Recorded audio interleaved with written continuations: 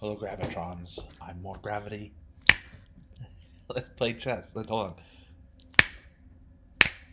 Let's play chess. It's not as my snaps are usually loud. I don't know. Okay. Uh so I just won this game about 3 minutes ago. Um, I'm really psyched about it. I thought it was a really cool game to play and to win. My opponent played well. I played well. Uh, both in the mid 80s with our accuracy. So yeah, neither of us have anything to hang our heads about. It's a well played game.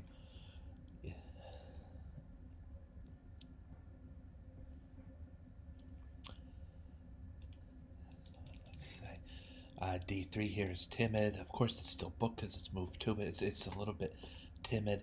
Uh, it's not necessarily bad. It's just how this opening is. I'm glad to see the opportunity for me to play pawn to C5 here. I think black has stronger control of the center as a result. Only barely. It's not like white. White also has uh,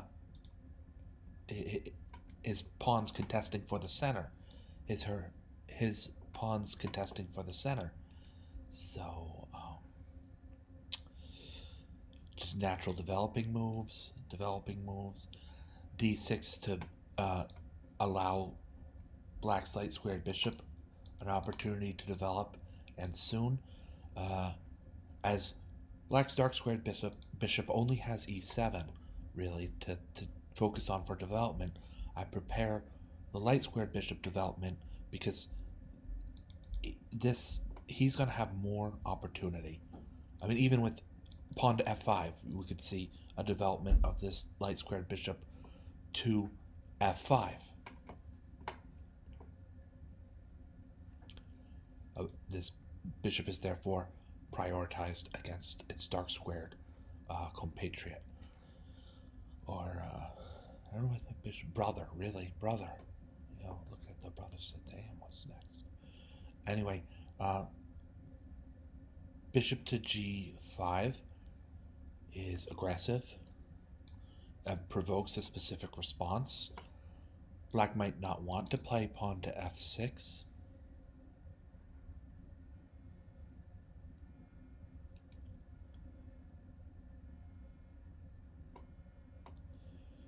And now with bishop to e7,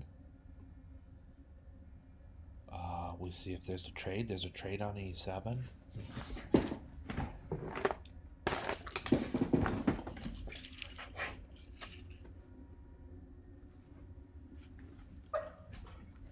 I'll be back in a sec.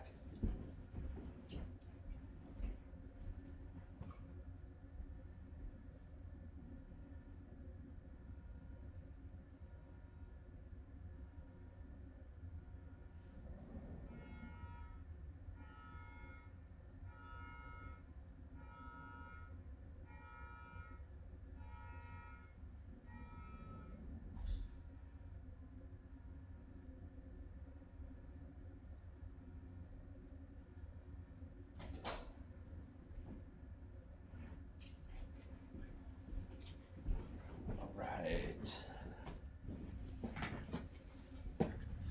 So, knight to e7. Sorry about that, my friend. Sorry about that. With knight to e7, just to. Yeah, here it's an interesting moment.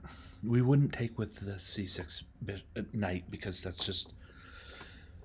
Uh, we need to develop. And the question is with the capture on e7 with the knight or capture on e7 with the queen. And I will do so with the knight.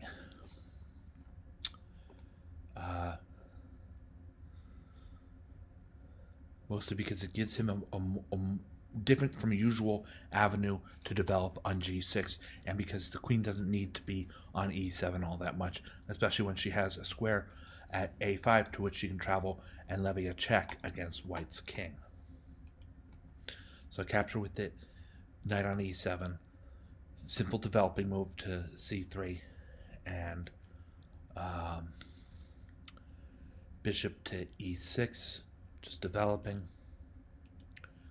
My opponent doesn't want my knight at c6 coming to b4, so the move a3 was played. A little bit critical of that move because I'm not sure that this knight's really coming to b4 anyway.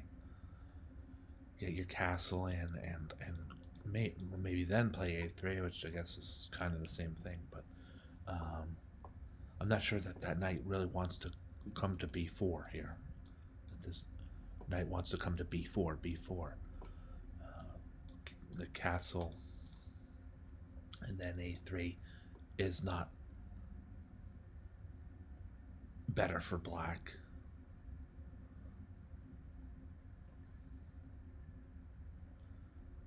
Might be slightly better for white.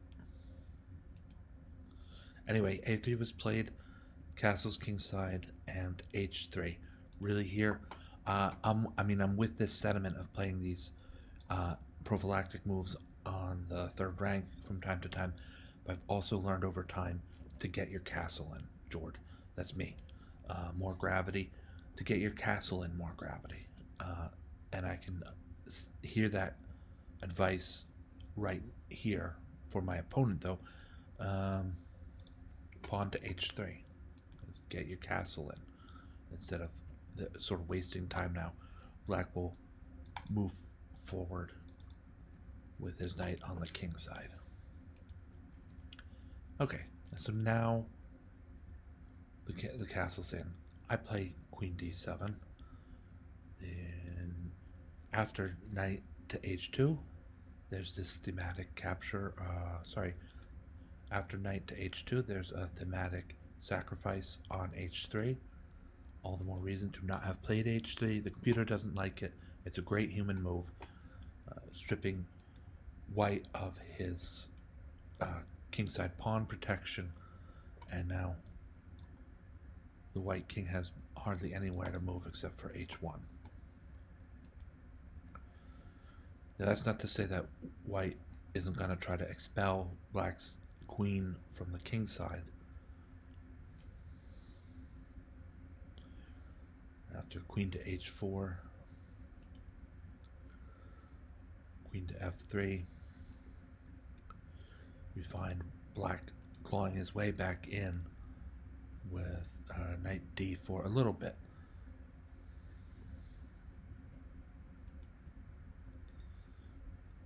White wants to trade queens while ahead material, that's clear. And black says, I'm going to make you not ahead material, so if you trade queens, then we're going to be equal in material anyway. But also, knight takes c2 attacks white's a1 rook.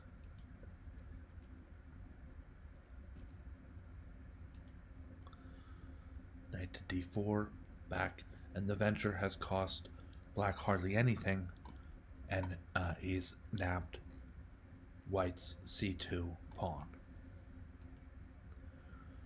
Queen takes h4, knight takes h4, and it's looking more even.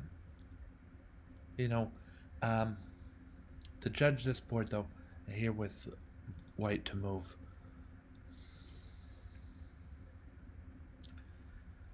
black has more advanced minor pieces. It's a situation with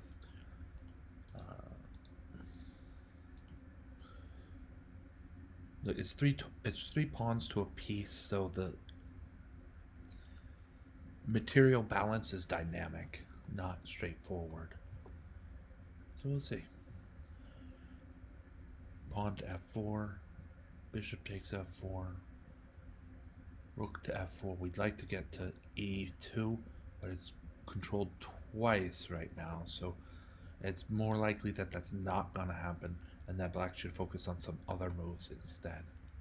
Now here, I would have, having this move again, knight g6 was fine.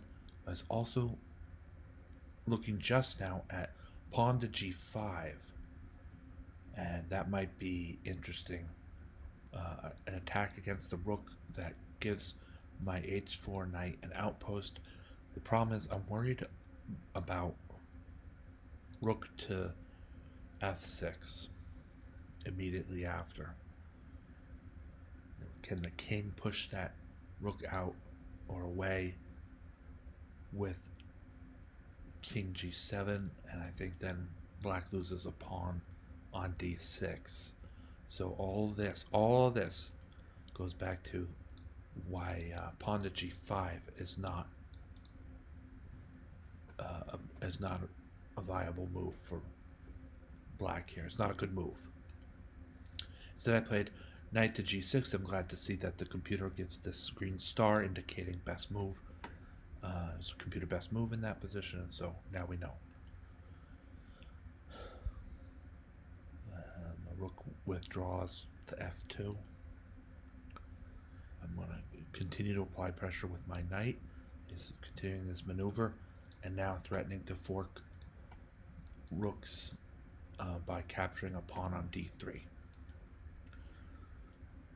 White improves the placement, or improves his weakest piece. The rook on c1 wasn't doing much. I don't know how weak it really was. It wasn't really doing much and didn't have a crazy bright future like this knight on c3 could if he ever got the gumption to move to d5. But the move to protect the pawn on d3 is a good one. I think I'm sort of on a roll here. I played pawn to g6, and then with bishop back to h3, the king moves to g7, and we're just in general ready to expand on the king's side with the support of some rooks, and on certain squares our knights, as well as I would say our king, and then the g6 pawn as well. So black can expand on the f file. You wouldn't normally say it like that. Black can push on the f file and expand on the king side is the more correct way of saying that. But knight to g4 allows knight to f3 check. Not the best move, but still shaking things up a bit here in white's camp with the check. The king's got to move. There are a number of squares to consider, and certain of them will lead to no, maybe they don't. I think certain of them will lead to an inferior position. But then king plays forward to g2, becoming an active part in a queenless middle game, which is fine. You probably usually do that, and otherwise it depends, but becoming an active part in a queenless middle game, and that shoos my knight away to h4 with check. And if white plays if white plays his cards right, then this knight could become in peril. After, for instance, king g3, the f5 square is not there, right? A knight on the rim is grim. Going to g2 is triply not there. There, not at all. It's a horrible square to go to. And same thing with going back to f3 is probably the best move at that case. And then it's a rook captures, knight captures, king captures. And it's not the end of the world. I can still play on, but probably white will win because I've lost 2 pieces for a rook, and I'm just outnumbered at that point by how many pieces.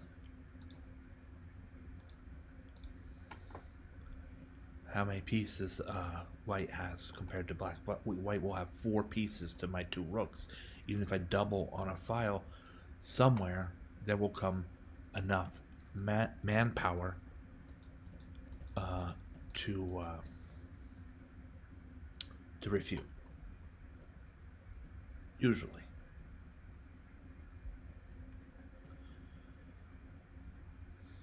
King to g3. Get rid of the minor piece. And then capturing the wrong knight on h4 gives black the exchange, as well as this attack uh, against both the rook at d1 and the bishop on h3, which means after rook f1 is a fine move. Black's I had thought to capture on h3 and guard a 5-point material lead. I might have done that. On the other hand, capturing on d3 I wouldn't have done, except there's also the follow-up attack against b2, the outpost square on e5, for the move thereafter. Then we'll be up 7 points of material with an excellent outpost, contra color to the bishop on h3. Black is doing extremely well there. My pawn plays knight to d5. I capture yet another pawn, so it's just total material collapse.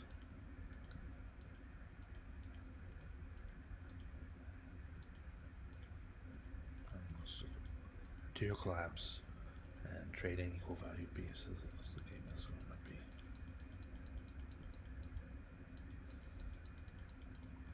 Over.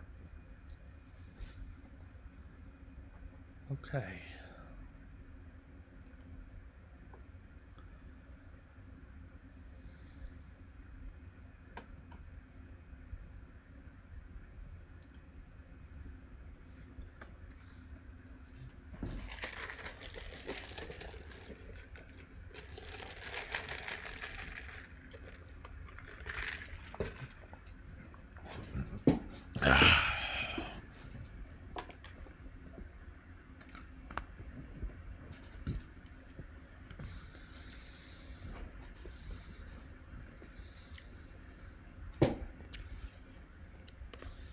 All right.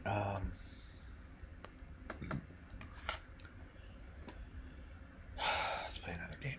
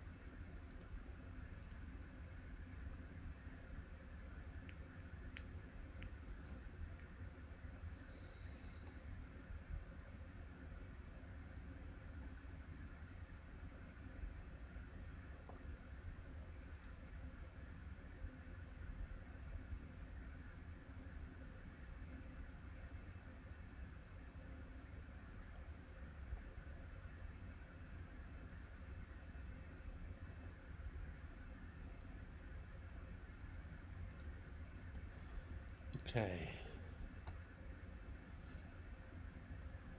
I don't want to say. Sort of a strange game. Some games are that way.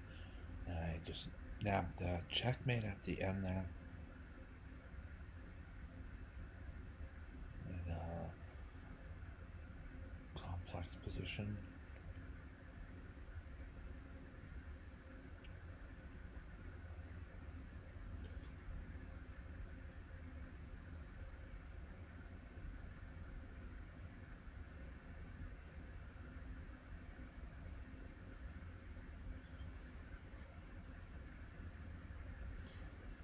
This game was not all that accurate, so maybe I won't review it. But just what I mean here at the end, it's not one of my greatest games. Queen to e5, it seems throws the whole thing away, but I missed the opportunity to play probably queen to g4. Let's take a look. Where is white going to win?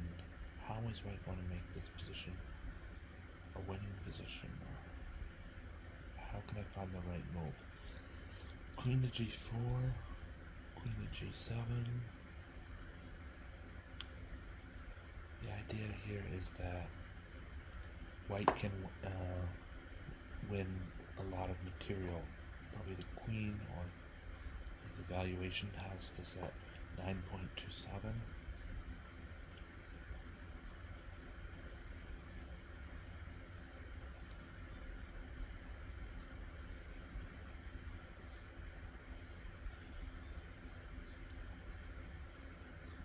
Oh, just here. Yeah, no, this is a standard swindle attempt. Queen to e5, and then queen takes e5, and my opponent's without a queen. I'm sorry. I don't know. I'll have to flag this game. Why would I miss that? It's such a straightforward blunder, but it's called a swindle, and sometimes it works when it's just right there, so directly in your face like that. You assume there's a bishop waiting on c7, protecting the queen on e5 or whatever it is. So anyway, this is a straight up swindle attempt, and it worked almost. And it kind of worked. Pushed me over here. Now black's got the evaluation lead. All right, black could have repeated position here if we wanted to. Instead of e6 to e5. Well, black could have. Yeah, black couldn't repeat position on queen to e5. I would have noticed the second swindle attempt in a row. I felt sheepish about it, almost as sheepish as I feel anyway. But pawn to e5, and things are in black's favor, but nothing final. Rook to d7, and then again a really direct and bad blunder. Not because I can capture the queen and trade queens. I wouldn't want that while I'm down 2 points of material, but because now queen to h7 is checkmate. So that was, it's a game. It's a game. I won. I'm glad for having won. So that's all.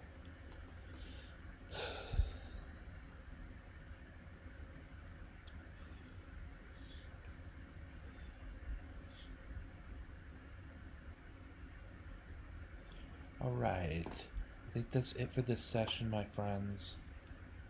I believe we reviewed this game against Sonoko.